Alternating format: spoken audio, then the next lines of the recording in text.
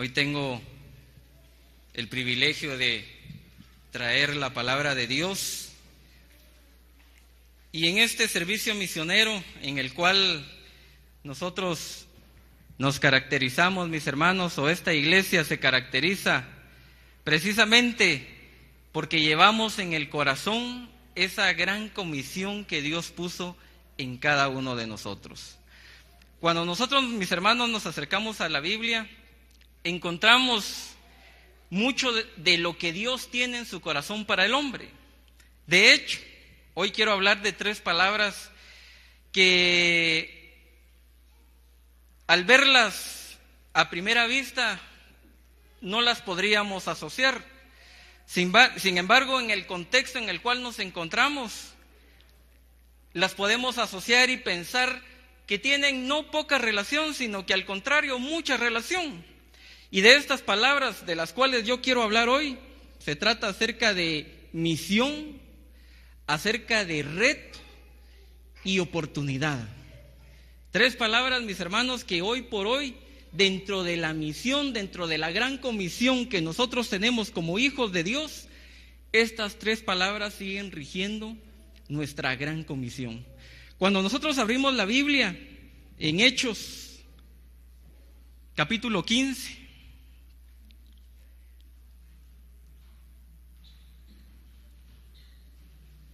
vea, mi hermano, yo tengo la Nueva Versión Internacional.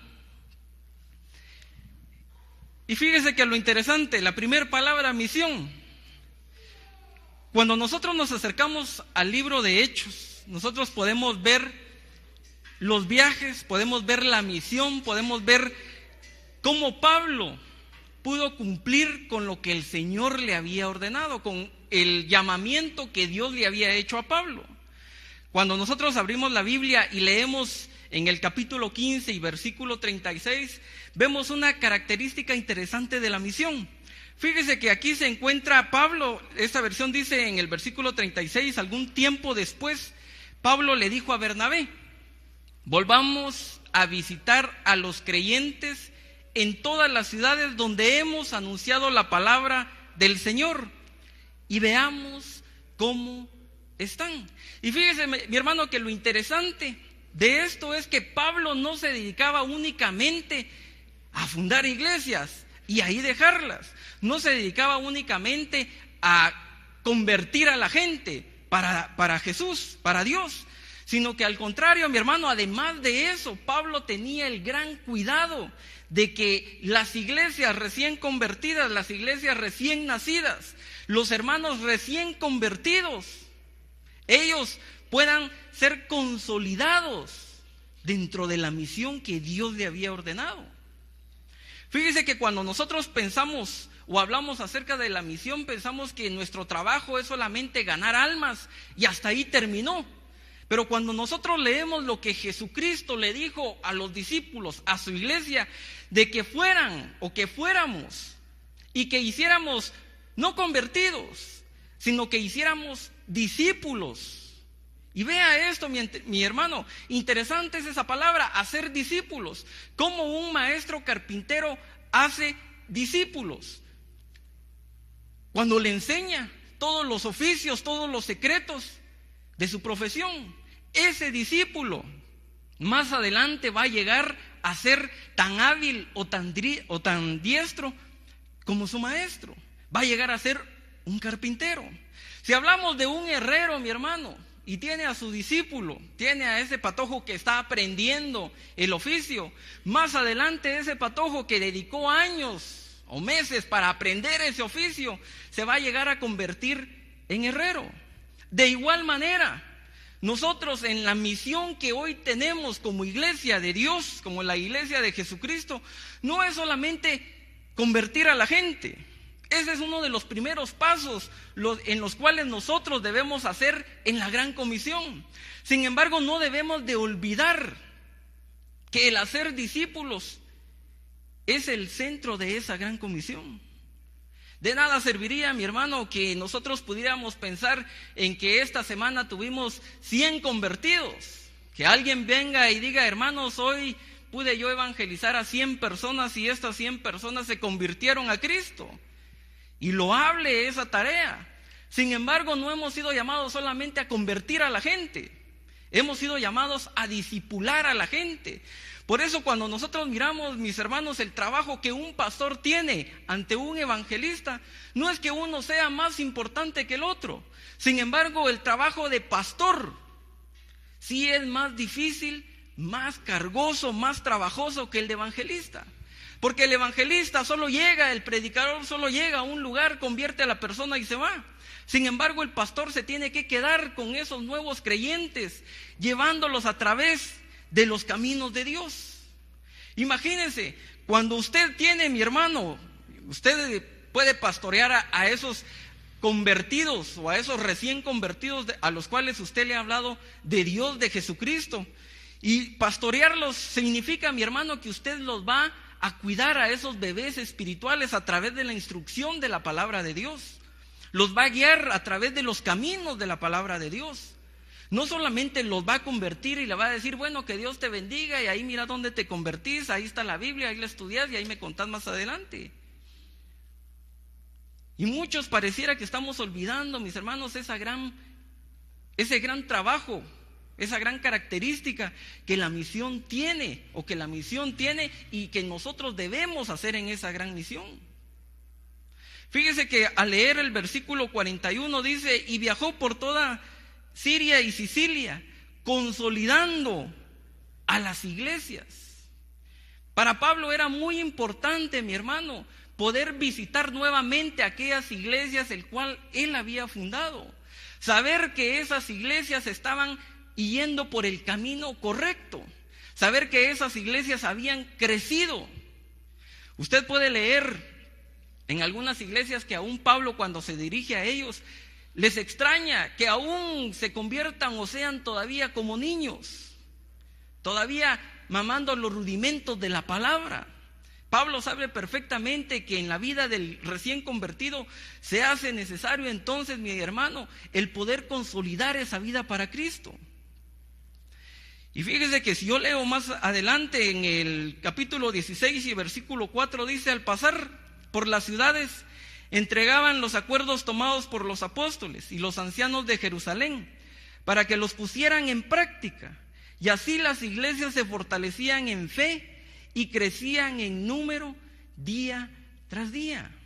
La consolidación, mi hermano, el discipulado de un miembro de una iglesia inevitablemente va a llegar a la fortaleza de la vida espiritual de esta iglesia, de este hermano, y más adelante lo va a llevar a que crezca, no solamente él espiritualmente, sino que a que pueda compartir la palabra de Dios con los demás. Una iglesia que crece no solamente cuantitativamente, no solamente en número, sino que también en calidad. Y eso es lo que hoy por hoy, mis hermanos, la iglesia de Dios necesita. Porque creemos que una iglesia está fortalecida porque a la iglesia asisten 1000 miembros. Pero cuando nosotros hacemos un análisis espiritual de esos 1000 miembros, la mayoría de los 1000 miembros lastimosamente no están estudiando, no están obedeciendo la palabra de Dios. Y es ahí donde la iglesia, por 1000 miembros, por 2000 miembros o 5000 miembros que tenga, es una iglesia que está pobre, es una iglesia que no está fortalecida, es una iglesia que necesita ser fortalecida en fe, es una iglesia que necesita crecer, pero crecer espiritualmente.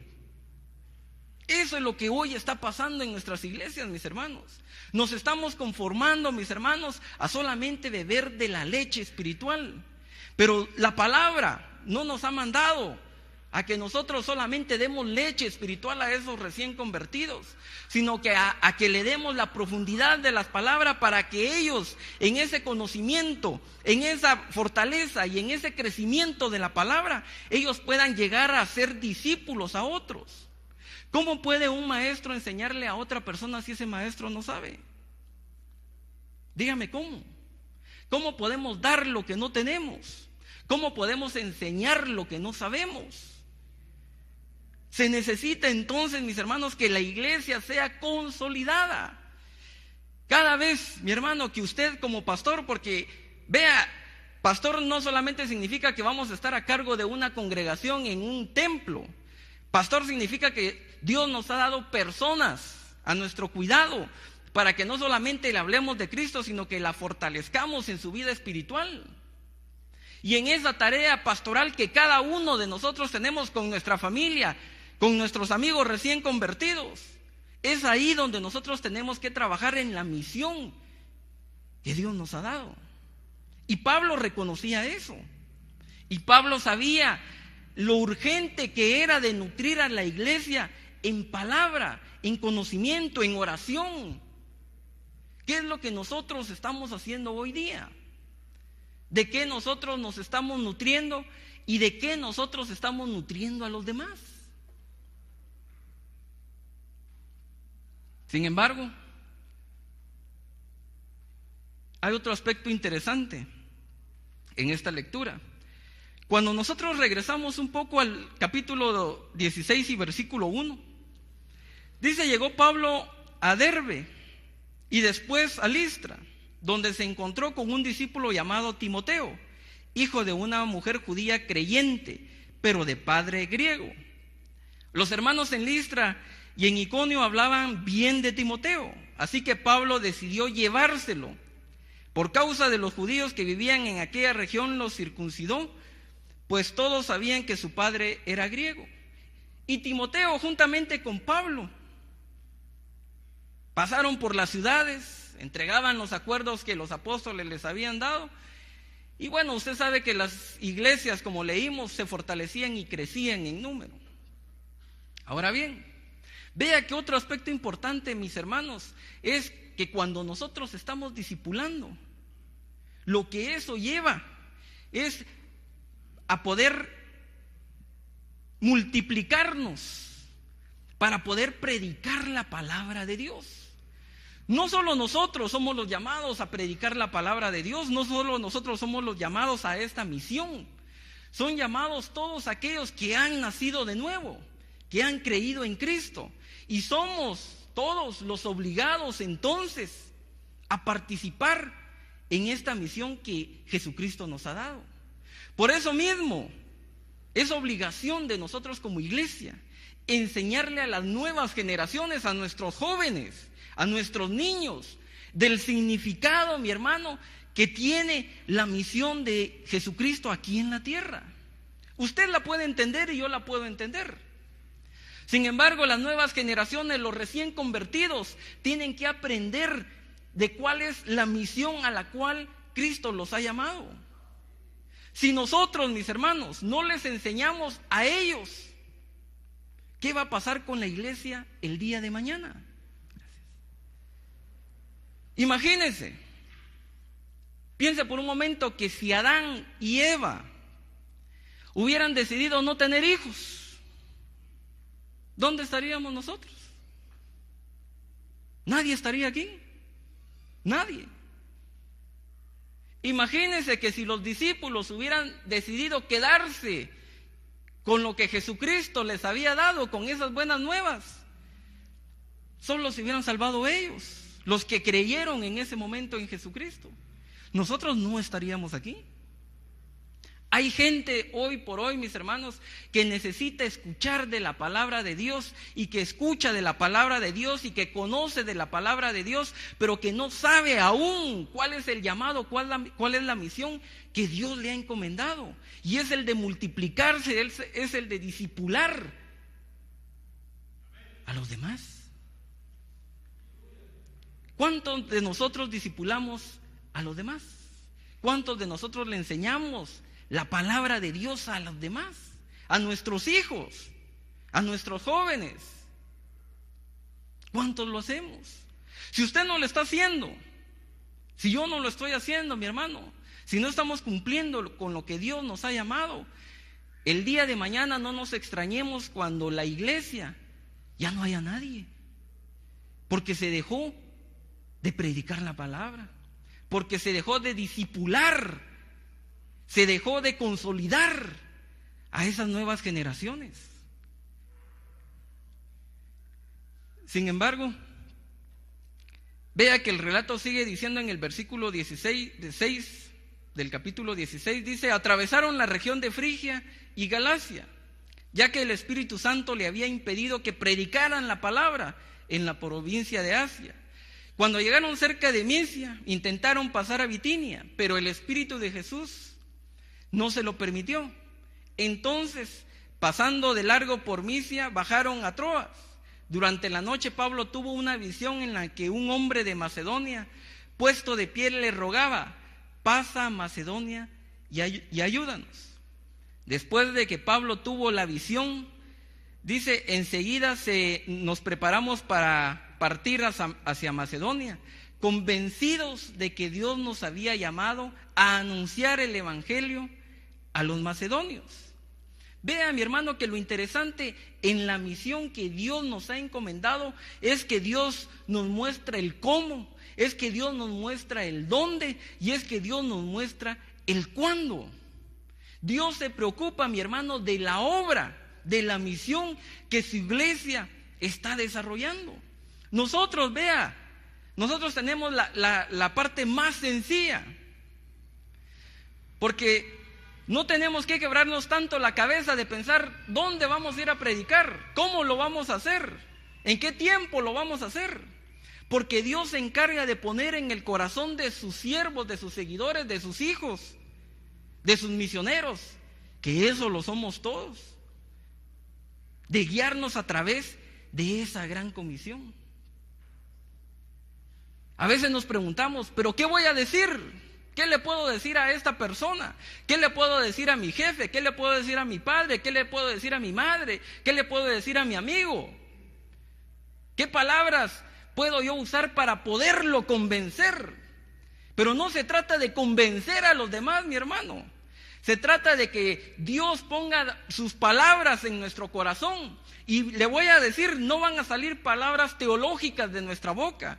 Van a salir palabras comunes y corrientes como salieron de la boca de Jesucristo, pero que van con el poder transformador. Que van con ese poder, mi hermano, que nosotros no lo tenemos, pero que Dios sí lo tiene. Y es entonces cuando la gente va entonces a poder recibir de esa palabra. A veces tenemos miedo de actuar, miedo de hablar, porque no sabemos qué va a pasar, miedo al fracaso, miedo a que no nos escuchen. Sin embargo, vea esto, Pablo estaba dentro de la voluntad de Dios. A Pablo no le atemorizaba nada. Es más, yo creo que Pablo en algún momento pudo haber pensado, bueno, pero si aquí hay necesidad, en Bitinia, en Misia, hay necesidad, entonces ¿por qué no predicar ahí? Sin embargo, los planes de Dios no son nuestros planes. Y cuando nosotros andamos dentro de la voluntad de Dios, mi hermano, Dios nos va a llevar precisamente allí donde está la necesidad y donde es justamente el tiempo para cosechar, el tiempo, mi hermano, para cegar, el tiempo para poder recibir ese fruto. Pero tenemos que actuar, pero tenemos entonces nosotros que trabajar, pero tenemos entonces nosotros que hablar. Y cuando nosotros hablemos, cuando nosotros andemos dentro de esa voluntad, entonces nosotros vamos a empezar a ver los frutos, vamos a poder empezar a ver a los convertidos.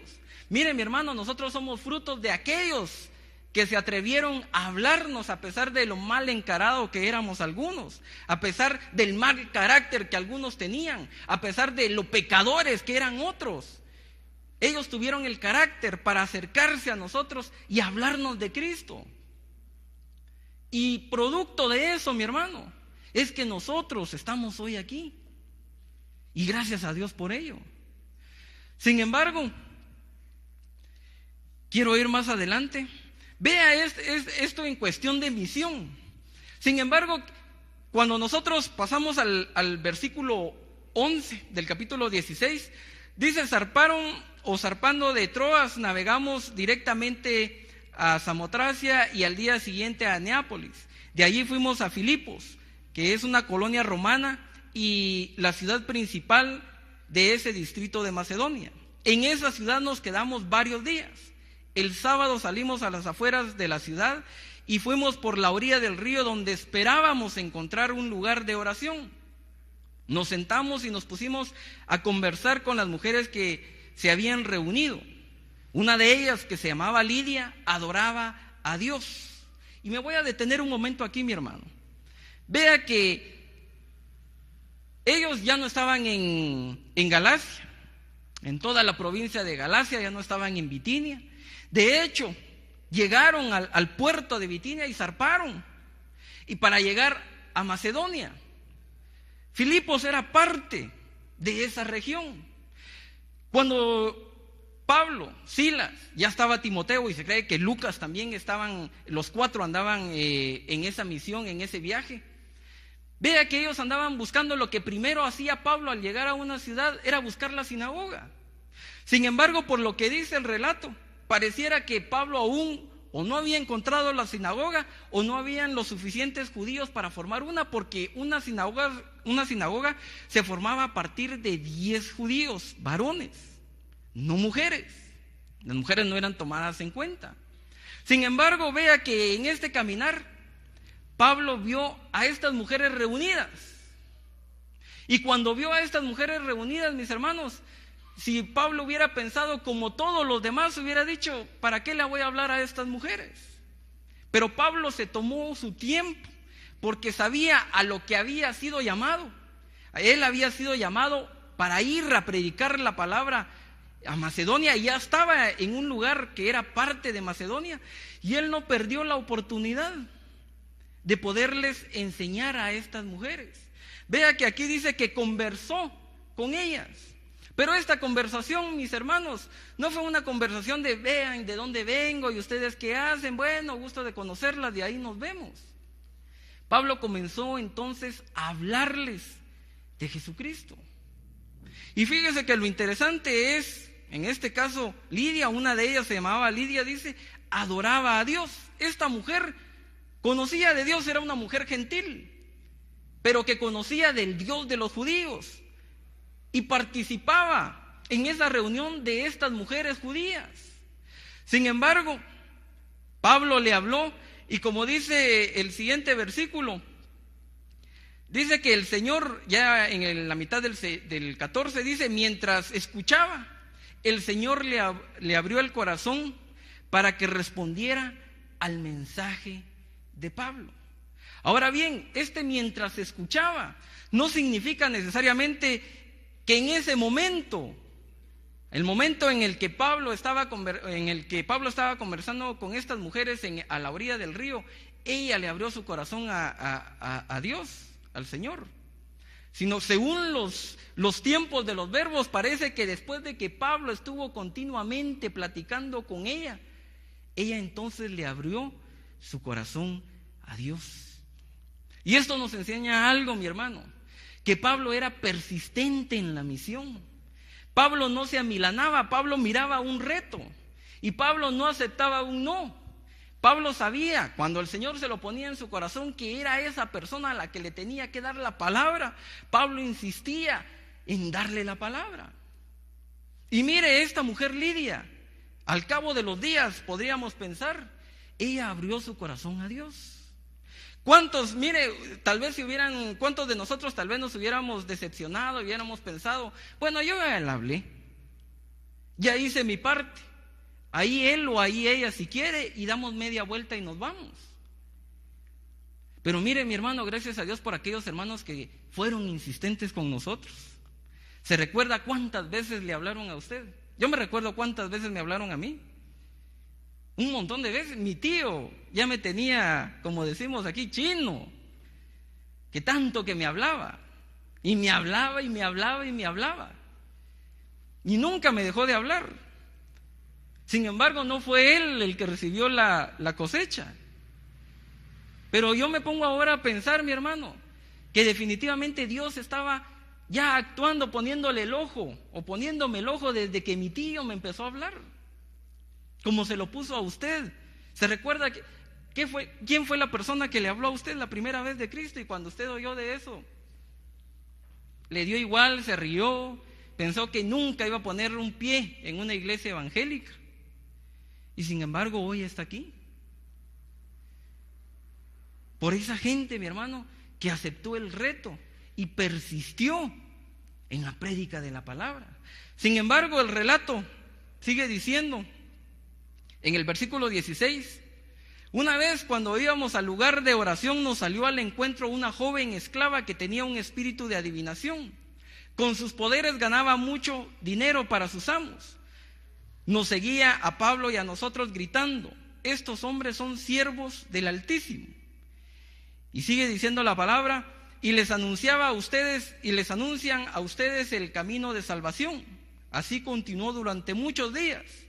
Por fin Pablo se molestó tanto que se volvió y reprendió al espíritu: en el nombre de Jesucristo te ordeno que salgas de ella. Y en aquel momento el espíritu la dejó.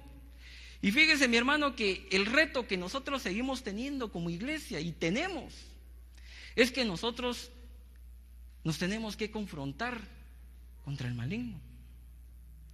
Nosotros tenemos una lucha. Aunque usted diga que no quiere participar de esa lucha, usted es parte de esa lucha, mi hermano. Hay gente que no se quiere involucrar aún más allá de lo que lleva el ir a la iglesia, el arrodillarse, el alabar, el cantar y nada más. Porque dicen: no me quiero comprometer, no vaya a ser que Satanás venga contra mí y no quiero tener problemas, así que estoy yo tranquilo. No quiero tener yo problemas con nadie. Vea, cuando Pablo vio lo que estaba sucediendo con esta mujer, Pablo la dejó. Nosotros en algún momento podemos pensar: ¿cómo es posible que Pablo le haya dicho a esta mujer que dejara de decir esa verdad? Que dejara de anunciarlos a ellos, que daban las buenas nuevas. Sin embargo, vea esto: los llamados a anunciar las buenas nuevas no es Satanás, no son los endemoniados, sino que somos nosotros. Somos nosotros, mis hermanos, los obligados a dar las buenas nuevas. En algún momento nosotros podemos pensar, yo me recuerdo en el evento de COICOM que hubo en el 2004. En ese tiempo llegó el que estaba de presidente, Portillo, y tomó la palabra. Él solo llegó, tomó la palabra y todos lo aplaudieron. Yo escuché algunos comentarios de los hermanos que estaban a la par y dijeron: hoy sí Guatemala va a cambiar. Pensaron que porque esta persona había hablado en ese momento ante una congregación, imagínense, era un congreso internacional, pensaron de que Guatemala, que este señor Portillo iba a cambiar y que todo iba a cambiar. Pensaron otros que el famoso Colón, cuando estuvo en Fraternidad Cristiana, en la Megafrater, que todo iba a cambiar. Y no fue así. ¿Sabe por qué, mi hermano? Porque ellos no eran los enviados para cambiar a Guatemala. No son los enviados para cambiar a Guatemala. Somos nosotros, es la iglesia, sus hijos, los enviados, los que tenemos el reto para cambiar Guatemala, para ir contra las huestes de maldad. La palabra de Dios dice que no tenemos lucha contra sangre ni carne, sino ¿contra quién? Contra las potestades, contra los demonios, contra Satanás mismo. Ahora bien, fíjese que no solamente tenemos ese reto, mi hermano, sino que tenemos el reto de confrontar al mundo también. Porque cuando nosotros seguimos leyendo, vea que este relato sigue diciendo en el versículo 19: cuando los amos de la joven se dieron cuenta de que se les había esfumado la esperanza de ganar dinero, echaron mano a Pablo y a Silas y los arrastraron, mejor dicho, a la plaza ante las autoridades. Los presentaron ante los magistrados y dijeron: estos hombres son judíos y están alborotando a nuestra ciudad, enseñando costumbres que a los romanos se nos prohíbe admitir o practicar. Entonces la multitud se amotinó contra Pablo y Silas, y los magistrados mandaron que les arrancaran la ropa y los azotaran. Después de darles muchos golpes, los echaron en la cárcel y ordenaron al carcelero que los custodiara con la mayor seguridad. Al recibir tal orden, los metió en el calabozo interior y les sujetó los pies con el cepo. Fíjese, mi hermano, que en vez de que el mundo, en vez de que los amos de esta mujer reconocieran, agradecieran lo que Pablo y Silas habían hecho con esta mujer, que tenía un espíritu de adivinación, que estaba endemoniada, se enojaron, no reconocieron, no les gustó lo que Dios había hecho en esta persona. No les gustó lo que Pablo le había hecho a esta mujer. ¿Se recuerda, mi hermano? Yo me recuerdo cuando acepté al Señor y llegué contento a la casa y le dije a mi mamá: fíjate que acepté al Señor. Y mi mamá se puso a llorar. ¿Qué fue lo que hiciste?, me dice. Te lavaron el cerebro. Y mire, y me empezó a regañar. Y yo me quedé, yo pensé que ella se iba a alegrar juntamente conmigo. Y no fue así. Es más, hasta mandó a llamar a unas monjas para que me hablaran, porque me habían lavado el cerebro. Y usted ha oído, mi hermano, testimonios de hijos que sus padres los han echado de casa, los han desheredado, porque han recibido a Jesucristo en su vida. Usted ha oído de esposas que le han dicho, de testimonio de esposas que le han dicho a su esposo que antes era borracho y se gastaba todo el dinero y que ahora es hijo de Dios, y que le han dicho: te prefería borracho y no un aleluya lo que eres ahora. El mundo no se va a agradar, mi hermano, con lo que nosotros estamos haciendo. El mundo no va a recibir lo que nosotros hacemos. Pero déjeme decirle, mi hermano, que lo que nosotros hacemos, como dice Pablo, en el nombre de Jesucristo lo hacemos.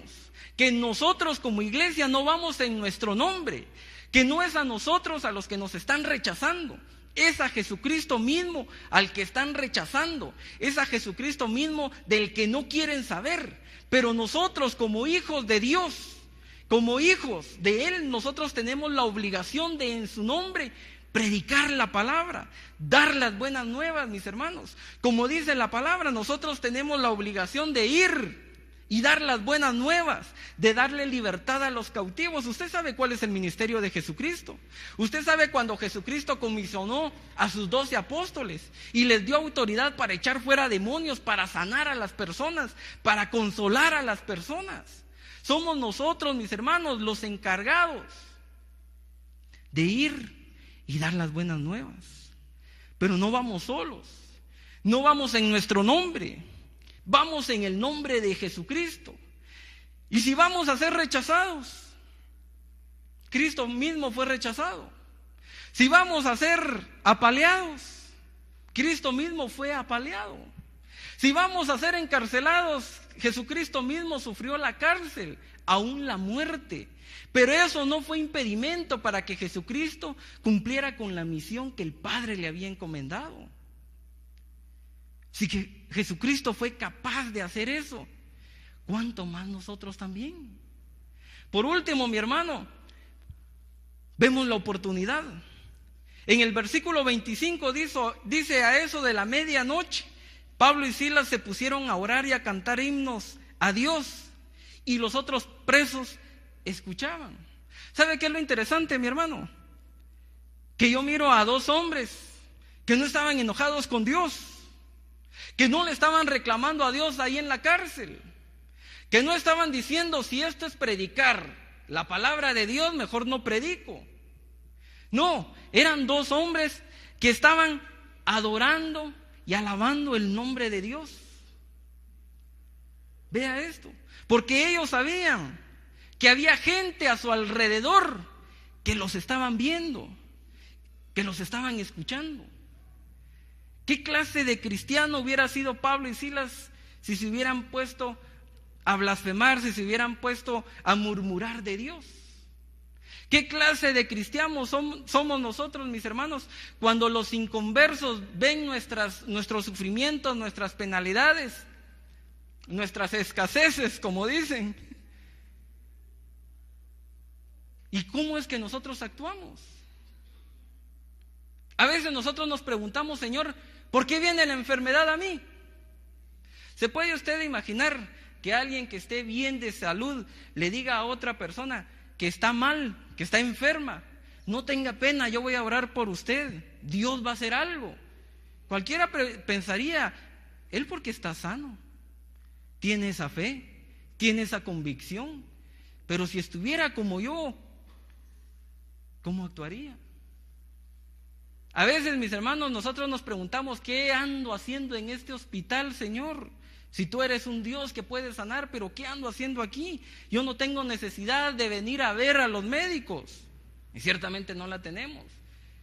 Pero Dios, en su plan, ha dispuesto llevarnos a ese lugar para dar una oportunidad, mi hermano, a gente que necesita de escuchar de Dios. Y cuando la gente que está enferma mira que un cristiano enfermo se acerca a consolarlo, esa palabra es recibida, porque sabe que esa persona cree en un Dios todopoderoso y que sabe que a pesar de que ese Dios no la ha escuchado, sigue teniendo fe en Él y sigue confiando en Él. ¿Cómo actuamos entonces nosotros? Nosotros tenemos que aprender a ver las oportunidades que se nos presentan allá afuera, mi hermano. Y en cada momento de nuestra vida es una oportunidad perfecta para poder predicar la palabra de Dios, para poder dar la palabra de Dios. En medio de nuestra escasez, mi hermano, mire, en medio de las extorsiones que hoy están de moda, solamente una persona que ha sido extorsionada puede consolar y puede saber cómo se siente otra persona que está siendo extorsionada. Solo ellos lo saben qué clase de temor hay en su corazón, saben lo inseguro que ellos se sienten. Pero alguien que no ha sido extorsionado solo le va a decir, no tenga pena, mire, Dios nos guarda, Dios nos protege. Cuando la persona está leyendo ahí de que si no paga lo van a matar o van a matar a uno de sus hijos, ¿cómo poderles entonces a ellos hablar de fe? Que tengan fe en Dios. Si el que está hablando vive allá lejos en una colonia con seguridad, etcétera, etcétera. ¿Cómo? Sin embargo, mis hermanos, en medio de todo eso, la iglesia ha sido llamada a consolar, a dar las buenas nuevas. Y Dios se puede manifestar de una manera gloriosa en medio de esas situaciones en las que solamente Dios puede actuar. No donde el hombre puede actuar, donde solamente Dios puede actuar. Porque Dios lo que quiere es glorificarse no solamente en nuestra vida, en su iglesia, sino que en la vida de esas personas. Dios le va a mostrar a esas personas, como nos ha mostrado a nosotros, que es un Dios de poder, que es un Dios de amor, que es un Dios de protección, y que ángeles, como dice la Biblia, van a estar acampando alrededor de los que le temen. Fíjese que en el versículo 26 dice, de repente se produjo un terremoto tan fuerte que la cárcel se estremeció hasta los cimientos. Al instante se abrieron todas las puertas y los presos, dice, y a los presos se les soltaron las cadenas. El carcelero despertó y al ver las puertas de la cárcel de par en par sacó la espada y estuvo a punto de matarse, porque pensaba, los presos se habían escapado, pero Pablo le gritó, no te hagas ningún daño, todos estamos aquí, dice esta versión. ¿Cuántos de nosotros le podemos decir a nuestros enemigos, no te hagas ningún daño? Pablo, encarcelado, golpeado, azotado, con el cepo en los pies. ¿Sabe que el cepo en los pies lo sentaban y lo ponían así? Y esta era la manera en que ellos se mantenían sentados en la cárcel. Un tablón de madera aprisionaba sus pies. Si un ratito es incómodo, ¿se puede usted imaginar después de ser golpeado y estar en la cárcel en esa posición? Y Pablo adorando, y Pablo alabando a Dios, y Pablo diciéndole al carcelero, al que supuestamente es su enemigo: no te hagas ningún mal. Posiblemente algunos de nosotros le hubiéramos dicho, o no hubiéramos dicho nada: Señor, haz tu voluntad y que se muera. Pero Pablo, mi hermano, había aprendido a ver en cada persona, aun fueran sus enemigos, había aprendido a ver en ellos que Dios también los amaba a ellos, que Jesucristo también había muerto por ellos, que Jesucristo mismo lo había mandado incluso a predicarle a ellos. Yo cuando leo esto, mi hermano, Señor, qué difícil es. Porque nosotros leemos lo que le pasó a Pablo. Usted ahorita sin duda tiene enemigos, no porque usted se los haya querido hacer. Vea que a nosotros los cristianos nos salen enemigos de la nada. Simple y sencillamente, mi hermano, el mundo caído, el mundo en su pecado, nos mira no como parte de ellos, sino como contra ellos. Y el mundo está contra nosotros. Y vea, mi hermano, que si nosotros no aprendemos a amar, a ver a esa gente que aún no conoce a Dios, y que Dios mandó a su Hijo Jesucristo a morir también por ellos, si nosotros no le hablamos a ellos, estamos faltando a lo que Dios quiere. Le estamos fallando a Dios. Yo no estoy diciendo que es fácil, mi hermano, que si usted recibe una carta de un marero que lo está extorsionando, no estoy diciendo que es fácil que usted lo ame, que usted le diga: vení, mejor te voy a evangelizar. Que si algún marero, alguien mató a un miembro de nuestra familia, algún amigo, no es fácil amarlo, no es fácil perdonarlo, pero tampoco es imposible. No es imposible. Y eso, mi hermano, es lo que la palabra de Dios dice: no es imposible. Dios sabe lo que hay en nuestro corazón, mi hermano. Y mientras más busquemos de Dios, Dios va a cambiar nuestro corazón y va a poner amor para esa gente que nos está haciendo daño. Quiero ir terminando, mis hermanos. Luego dice: el carcelero pidió luz, entró precipitadamente y se echó temblando a los pies de Pablo y de Silas. Luego los sacó y les preguntó: señores, ¿qué tengo que hacer para ser salvo? Cree en el Señor Jesús, así tú y tu familia serán salvos. Pero sabe, mi hermano, el carcelero, ¿sabe por qué se acercó con Pablo y Silas y les preguntó qué tenía que hacer para ser salvo? Porque había visto el poder de Dios y pensó: este Dios de Pablo y Silas es tan poderoso que los libró de la cárcel y del cepo. Ahora sin duda va a venir contra mí para matarme, para destruirme. Por eso se acerca el carcelero y les dice: señores, ¿qué tengo que hacer para aplacar la ira de ese Dios, de su Dios? Estoy parafraseando, por supuesto. Pero vea lo interesante, mi hermano. El hombre pecador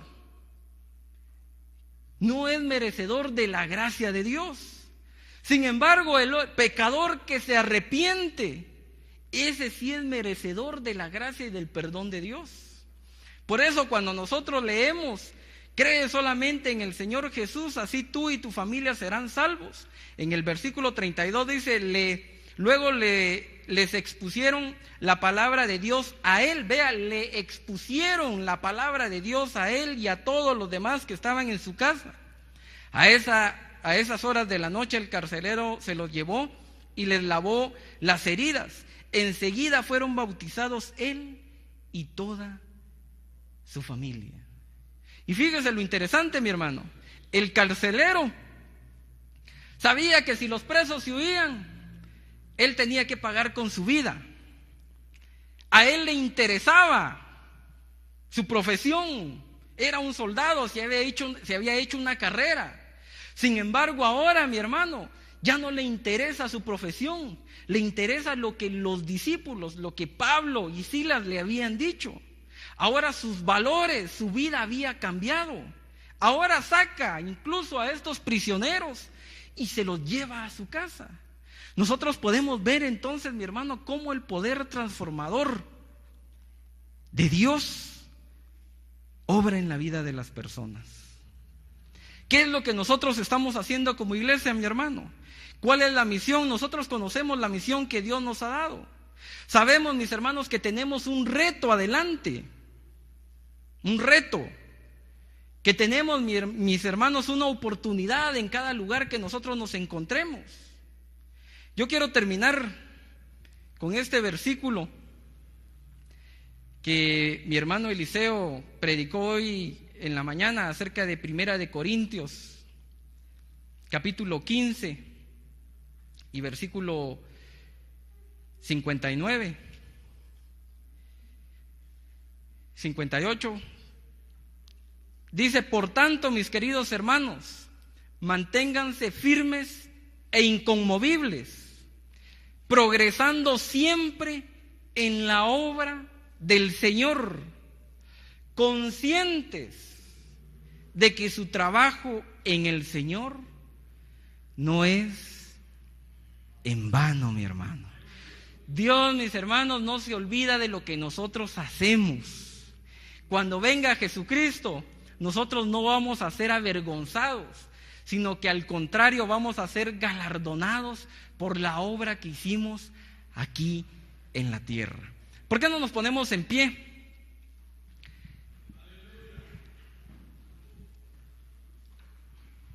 Estamos, según yo, buena hora, 8:05. Y solamente quisiera, mi hermano, que oráramos. Hay necesidad tanto dentro de la iglesia como fuera de la iglesia. Hay necesidad, mi hermano, que la iglesia entienda, y me refiero a la iglesia en general, que la iglesia entienda cuál es el papel que nosotros tenemos que asumir ante la misión que Dios nos ha dado. Que la iglesia entienda, mi hermano, cuál es el reto que tiene por delante, y que nosotros entendamos que cada momento de nuestra vida es una oportunidad para poder predicar la palabra de Dios. Padre Santo, hoy estamos, Señor, delante de tu presencia, Señor, parte de tu pueblo, Dios Todopoderoso, reconociendo, Señor, tu señorío, Dios, reconociendo, Padre Santo, tu bondad, Señor, reconociendo, Dios Todopoderoso, tu fidelidad, Señor, reconociendo, Padre, tu grandeza, Padre, reconociendo, Dios Todopoderoso, que sin ti no somos nada, Dios. Hoy, Señor, queremos alabar y bendecir tu santo nombre, Dios. Queremos presentarnos delante de ti, esperando, Señor, que nuestra presencia te sea agradable, Dios. Esperando, Señor, que lo que hemos hecho, que lo que hemos dejado de hacer, Señor, haya sido agradable a ti, Dios. Pero si no ha sido así, Padre, nosotros hoy presentamos delante de ti, Señor, nuestro corazón, nuestra mente, Señor, nuestro ser, Dios, para que toques, Señor, para que cambies, para que redarguyes, Señor, para que instruyas, Señor, según tu voluntad, Padre, para que afirmes en nuestros corazones tu palabra, Señor, para que afirmes, Señor, en nuestros corazones tu voluntad, Dios. Queremos tener un corazón, Señor, de obediencia. Queremos, Señor, tener un corazón de sumisión, Padre. Queremos tener un corazón comprometido, Señor, con tu misión, Dios. Queremos, Señor, tener un corazón que no sea indiferente, Padre, a la situación a la que Guatemala está viviendo, Señor. Queremos, Señor, tener un corazón de amor, Padre, un corazón conforme a tu Hijo Jesucristo, Dios. Queremos, Señor, ser esa luz, Señor. Esa luz que se va a poner sobre la montaña, Dios. Esa luz que se va a poner sobre el banco, Dios, para poder alumbrar, Padre, al alrededor nuestro, Señor. Queremos, Señor, ser bendición. Queremos, Señor, ir en el nombre de tu Hijo Jesucristo, Padre. Y ser, Señor, esa esperanza. Ser, Señor, ese consuelo. Ser, Señor, esa vida que tú has prometido, Padre. En el nombre de tu Hijo Jesucristo, Dios Todopoderoso. Amén y amén. Dios me los bendiga, mis hermanos.